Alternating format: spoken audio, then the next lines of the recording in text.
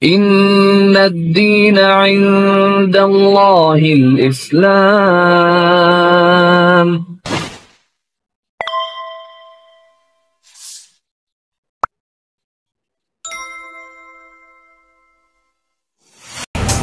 Oh, Zomato hai. Deg-degan aku. Rapi moto. Senyum juga. Ayu kok, ayu. Cantik kok. Cantik, serius. Kayak siapa ya? Kayak artis siapa? Maaf ya. Iya. Jaketnya itu. Oh ya, di jaketnya aja ya. Sama-sama pakai jaket. Soalnya dulu punya mau ngalah bilang. Mau masuk Islam bilang. Kayak Sertifikat dong tahu ya? Iya, sertifikat.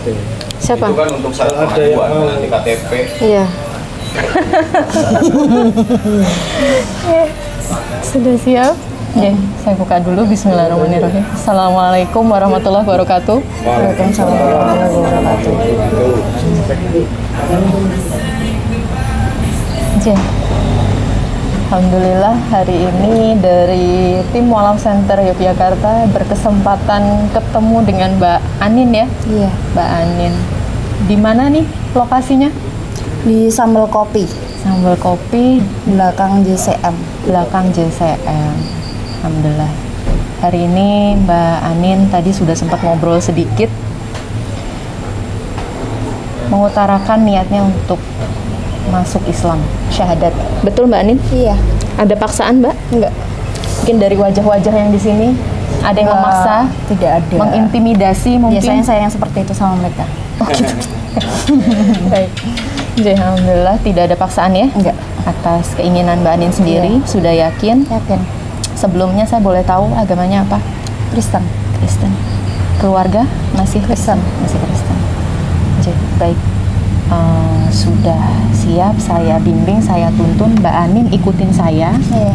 Pelan-pelan, nggak usah terburu-buru ya. Saksinya sudah. Bismillahirrahmanirrahim. Bismillahirrahmanirrahim. Asyhadu Asyhadu alla alla ilaha ilaha illallah illallah wa asyhadu wa asyhadu anna anna Muhammadar Muhammadar Rasulullah. Rasulullah. Saya bersaksi Saya bersaksi bahwa tidak ada Tuhan bahwa tiada Tuhan yang berhak disembah yang berhak disembah kecuali Allah, kecuali Allah. dan saya bersaksi Dan saya bersaksi bahwa Nabi Muhammad bahwa Nabi Muhammad adalah utusan Allah. adalah utusan Allah. Alhamdulillah. Alhamdulillah. Rinding aku. Selamat. Makasih. Mbaknya mau memberikan selamat, monggo. Silakan.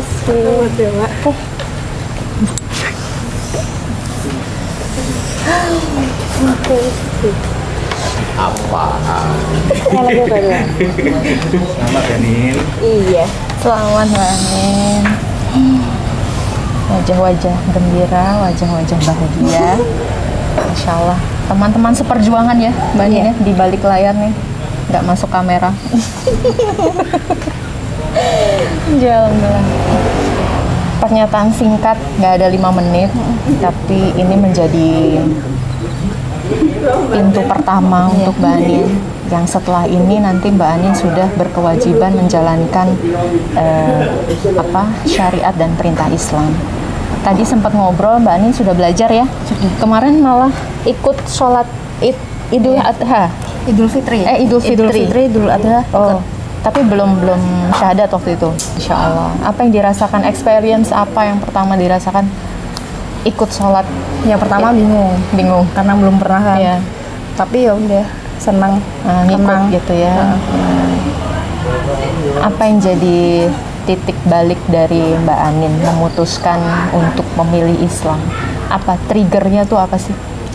Jadi apa yang jadi pertanyaan tentang yang terjadi itu ketemunya di Islam. Apa tuh contohnya? Kayak apa? Kayak apa ya Mbak?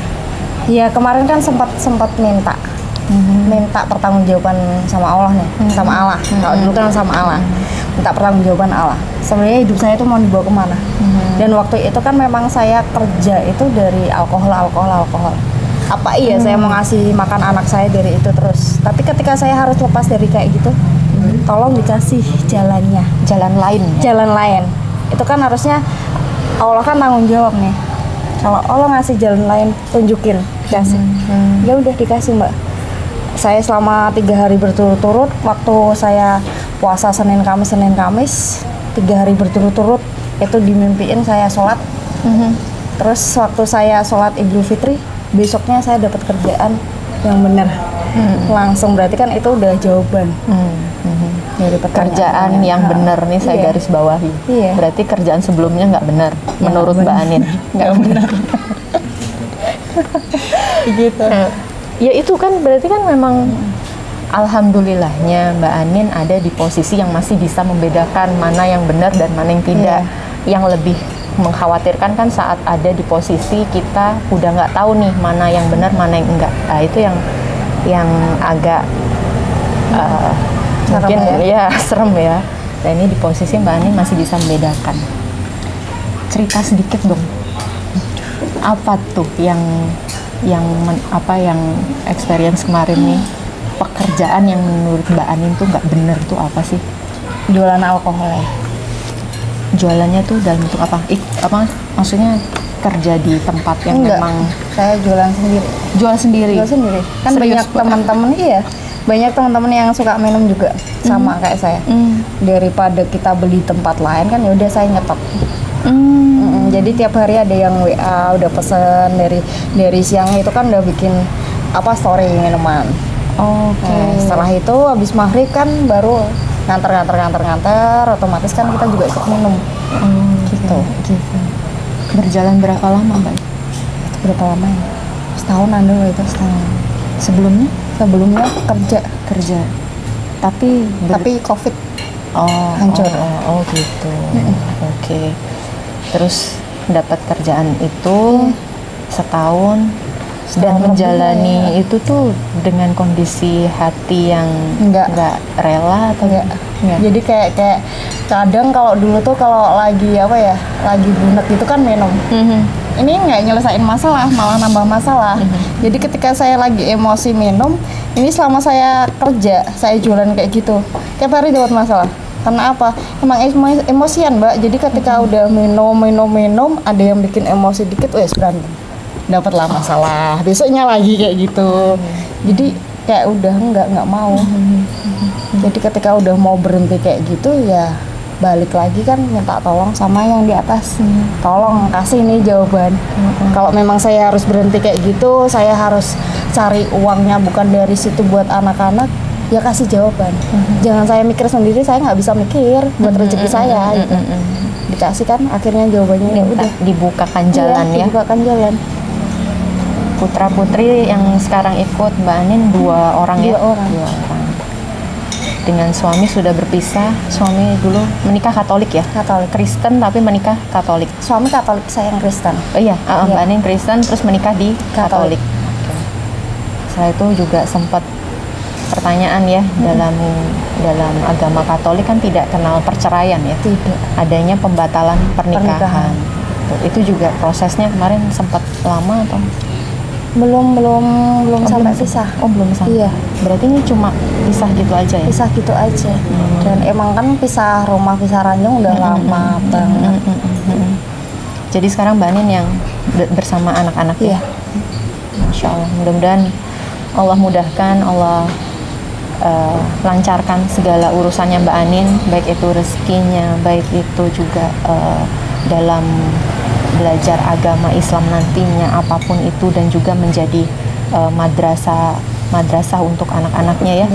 Guru pertama untuk anak-anak itu ibu. Jadi kalau kita pengen generasi kita nantinya bagus, baik, pintar, yang harus dididik pertama adalah Diri kita dulu. orang tua dulu, ibunya dulu gitu ya. Karena di kondisi saat ini nih memprihatinkan sekali. Kadang anak-anak tuh di luar kontrol ya. Jadi Masya Allah, nanti Insya Allah dari tim Moral Center Yogyakarta siap untuk melakukan pembinaan, pendampingan untuk Mbak Anin.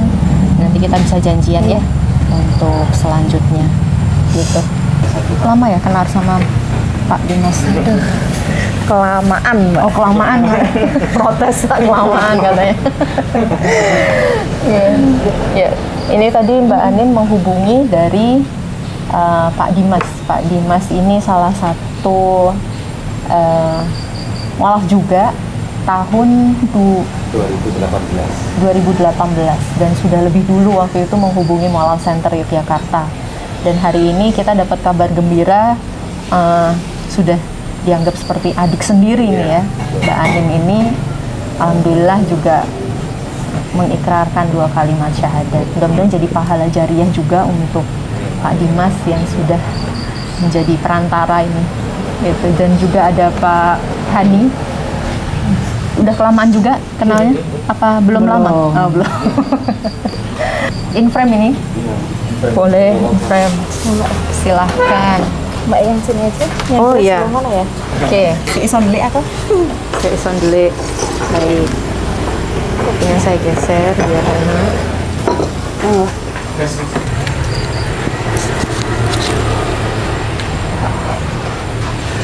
Alhamdulillah. Nah, ini Pak Alhamdulillah, ya Dimas. Allah. Yang menghubungi Mualaf Center Yogyakarta. Iya. Gimana ceritanya Pak Dimas kok tiba-tiba kita? Saya pun kaget Oh, sebenarnya. iya. Saya pun kaget. Jadi awal itu si Anin ini mendatangi saya di Gowo, tepatnya di Victory Jaya waktu itu. Dia ini mau ngojek, nyopi, ya toh. Ketemu ngobrol-ngobrol. Akhirnya kok dia ini nyeletuk, aku kepengen masuk Islam, Pak. Ya alhamdulillah, saya ya manusia biasa kaget sekali mendengar adik saya sendiri ngomong begitu. Ya akhirnya saya menghubungi Mas Am, dan hari ini alhamdulillah adik saya Anin sudah resmi menjadi seorang muslimah. Semoga ke depan Anin ini diberikan jalan yang terbaik oleh Allah. Amin. Menjadi wanita yang soleha di hadapan. Amin, amin, amin, ya Allah. Masya Allah nih. Jadi kenal sudah kelamaan tadi. Kelamaan kenal ya. Alhamdulillahnya ya hari ini. Alhamdulillah, ya. Masuk Islam, Masya Allah. Jadi Alhamdulillah. kan tadi Mbak Anin cerita pernah ada di posisi yang memang di pekerjaan yang tidak baik. Iya, betul. Pak Dimas juga pernah. Saya pun juga seperti itu. Oh, oke. Separah apa Pak? Kalau saya dulu sih ya head bar di salah satu klub malam, sampai akhirnya di 2018 saya memutuskan untuk mualaf. Dan alhamdulillah sampai sekarang pun saya tetap menjalankan mualaf saya. Masih istiqomah. Masih istiqomah, alhamdulillah. Oke, Mbak Anin juga ya setelah ini ya. Kalau di belakang ada ada yang senyum-senyum juga ya, gitu ya. Saya siapkan tempatnya. Dipersiapkan dulu kalau mau bergabung karena Monggo. ini di belakang kamera nih banyak yang menyaksikan gitu. Oh, saya persilahkan untuk Monggo Pak Hani. Pak Hani mungkin bisa sedikit sharing. Ini juga salah satu yang kenal dengan Mualaf Center Yogyakarta duluan sebelum Mbak Ani, ya kan? Kisahnya seperti apa Pak Hani? Tadi udah sedikit kalau Pak Dimas cerita bagaimana di 2018 sih Iya. syahadat. Kalau Pak Hani sendiri, apakah syahadat juga dulu? Sebelumnya apa? Kalau saya, alhamdulillah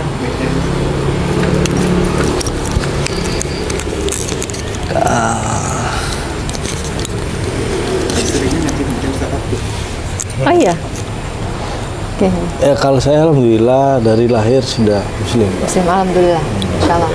Ya. Cuma Ya ini cumanya nih. ya, saya dulu besar di Surabaya, lingkungan ya prostitusi terbesar se-Asia Tenggara. Oke. Jadi hidupnya ya seperti itu, Mbak. Nakalnya udah nggak bisa diukur. istri dan anak kalau udah mabok, udah jualan narkoba, jualan judi, semua dulu udah pernah saya lakukan. Kemudian dapat istri yang dari pondokan tuh, ya alhamdulillah berhenti. Masya Allah. Nikah berhenti, nikah sudah berhenti semua. Alhamdulillah sampai sekarang berhenti. Cuma ya untuk cover aja sih ini, biar tetap awet muda. Kamuflase gitu ya. Kamuflase, biar tidak kelihatan tua. Pak. Iya. Rambutnya disemir ya, Iya, tapi tetap Forever young. istiqomah. Amin. Insya Allah mudah-mudahan ya kita Jadi semua ya diberikan kemudahan, kelancaran untuk bisa menjalankan setiap perintah dan syariat Islam sebagaimana mestinya ya. Amin, Pak amin, Dimas, amin. Pak Hani dan juga Mbak Anin gitu. Sama-sama belajar, saya juga masih belajar, jadi dapat ini apa kisah hidup yang Masya Allah luar biasa gitu. Pak Hani gimana sekarang? Masih apa prosesnya sejauh ini cukup sulit kah melepaskan, kan pasti itu di kondisi saat di Surabaya itu kan apa aja nggak susah gitu kan didapatkan. ya Setelah itu melepaskan hijrah kan pasti berat. ya karena sudah niat engsun aja sih Mbak, jadi ya harus saya lepaskan. Jadi pertama kali saya harus berdamai dengan diri saya dulu. Saya harus berdamai dengan diri saya dulu, karena saya akan melangkah lebih panjang untuk menikah dan punya anak. Jadi saya belajar berdamai, kemudian saya belajar ikhlas. Ya akhirnya kayak enjoy aja sih sampai sekarang. Alhamdulillah anak udah besar. Ya, alhamdulillah yang anak-anak saya itu yang laki-laki 2 TK-TK-nya sudah khatam Quran semua. Oh, Masya Allah, alhamdulillah. Khataman Quran semua. Mulai si Rafa sekarang udah STM kelas 3, SMP juga juara azan. Masya Allah, alhamdulillah. Yang nomor 2 Sultan itu dulu TK-nya juga sudah khatam.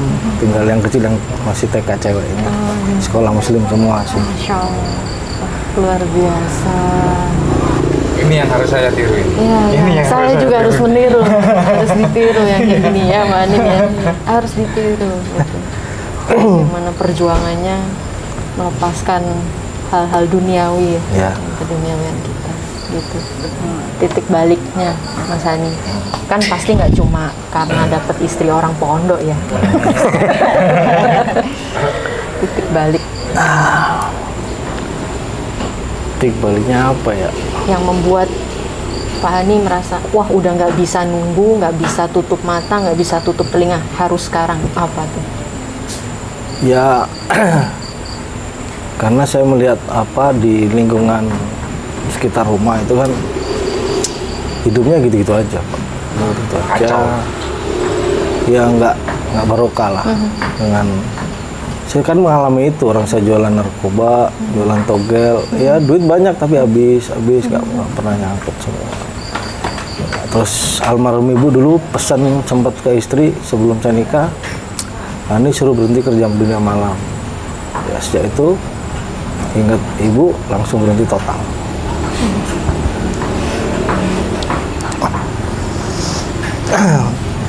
Gitu sih Pak.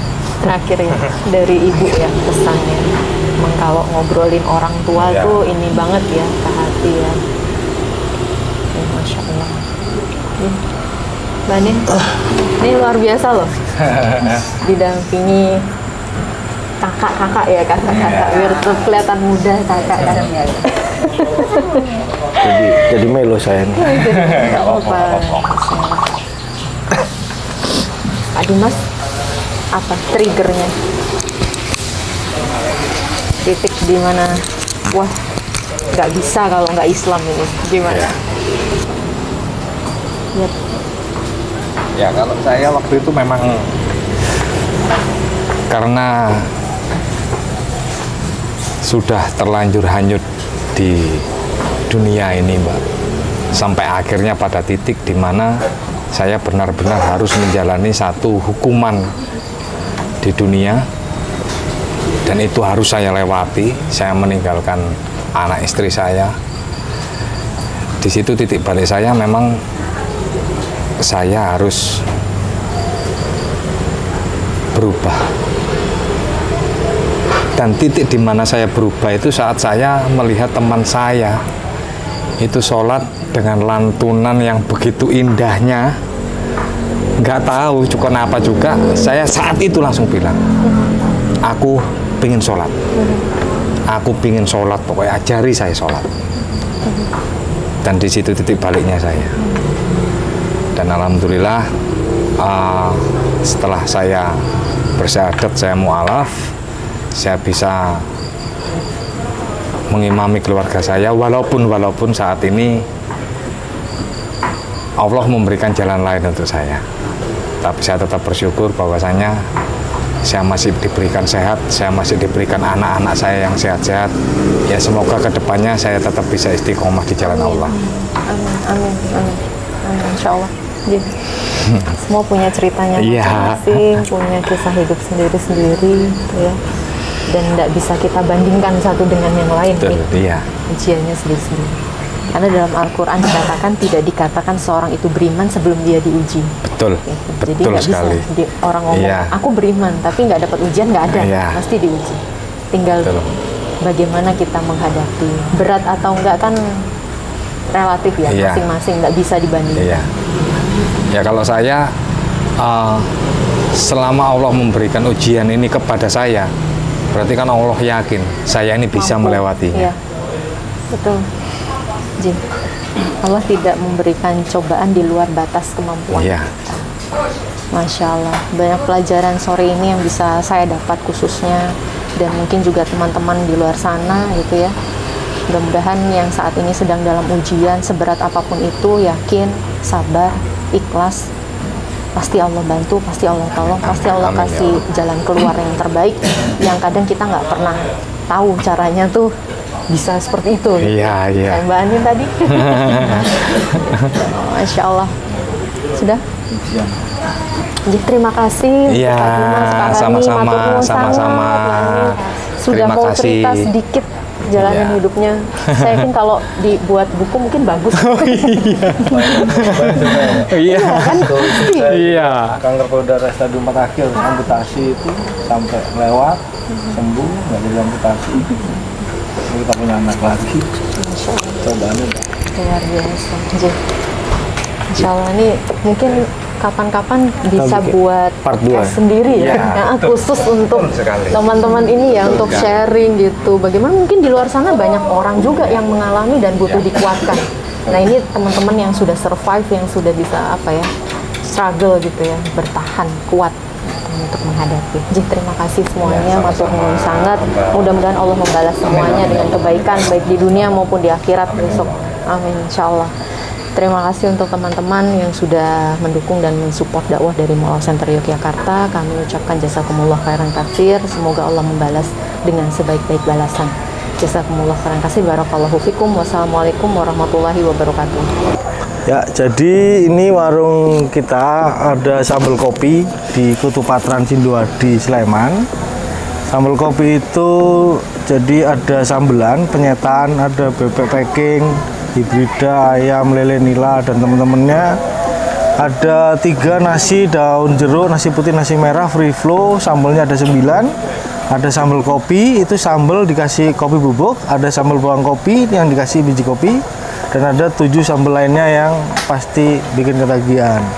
Jadi awal dulu setelah kita hijrah itu saya sempat nyopir freelance jadi supir guide di Jogja, kemudian bikin warung yang bisa connecting, jadi kalau ada tamu kita bisa bawa makan ke tempat kita sendiri gitu. Jadi ini konsepnya seperti ini, warung penyetan, ada kopi, kita nggak main-main, kopinya kita juga pakai mesin kopi yang beneran, kemudian banyak minuman yang lain juga. Tempatnya ada indoor, ada outdoor, di semua kalangan bisa masuk. Makanannya yang pasti nasi sama sambal ambil sepuasnya gitu, Mas. Mantap. Iya. Jadi sambal kopi ini salah satu tren baru di Jogja. Dengan kita bisa mencicipi beraneka macam sambal. Itu ada berapa macam sambal? 9. Jadi 9. Kita bisa mixing, kita bisa ya paling tidak kita bisa bereksperimen. Kalau kok sambal ini aku mix dengan sambal ini, gimana sih rasanya? Itu bisa di sambal kopi. Dan kemudian untuk di kopinya, kebetulan kemarin saya diminta tolong sama saudara saya ini untuk membikinkan beberapa produk kopi. Di sini nanti ada coffee series, yaitu yang memang lagi benar-benar boom saat ini, yaitu coffee mocktail. Itu nanti ada di sini. Dan satu lagi yang memang benar-benar nggak ada di tempat lain, yaitu kopi sambal. Kopi sambal, kopi dengan flavor sambal. Nah, itu bisa dicoba nanti di sini.